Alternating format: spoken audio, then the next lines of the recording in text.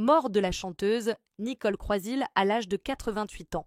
La chanteuse, comédienne et danseuse française Nicole Croisille, connue pour ses chansons Parlez-moi de lui ou Téléphone-moi, est morte dans la nuit du mardi 3 au mercredi 4 juin des suites d'une longue maladie, a annoncé son agent à l'AFP. Elle avait 8 ans.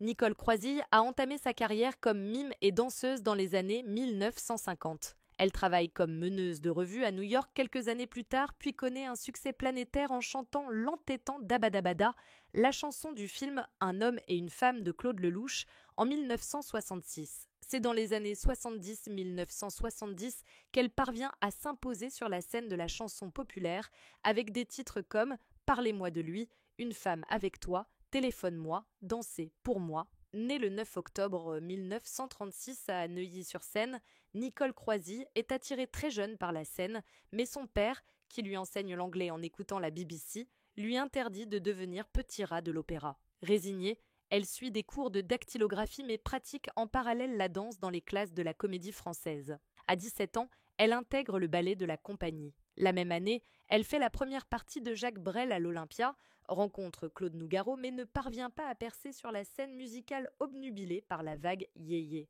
Elle part alors à New York et devient meneuse de revue pour 2 spectacles des Folies Bergères à Broadway. Sa rencontre avec Claude Lelouch et le compositeur Francis Lai en 1966 est décisive. Le Dabadabada va l'abonner au générique du réalisateur Vivre pour vivre, les uns et les autres, itinéraire d'un enfant gâté, il y a des jours et des lunes. Elle entre dans sa période flamboyante. De 1970 à 1980, les tubes s'enchaînent. Parlez-moi de lui, 1973, Une femme avec toi, 1975, ou encore le lyriquissime Téléphone-moi, 1975, La plus belle voix de 1975, devient la chanteuse à voix de variété française, registre qui sera à la mode sous l'impulsion de ses cadettes Patricia Kaas ou Lara Fabian. Avec le blues du businessman, le tube de Starmania qu'elle adapte pour Itinéraire d'un enfant gâté, elle signe son dernier grand succès populaire en 1985.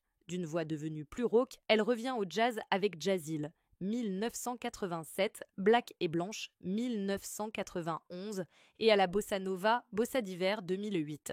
Puis ce bourreau de travail sur sa fin de carrière délaisse la chanson pour les planches. Elle se produit dans divers théâtres parisiens.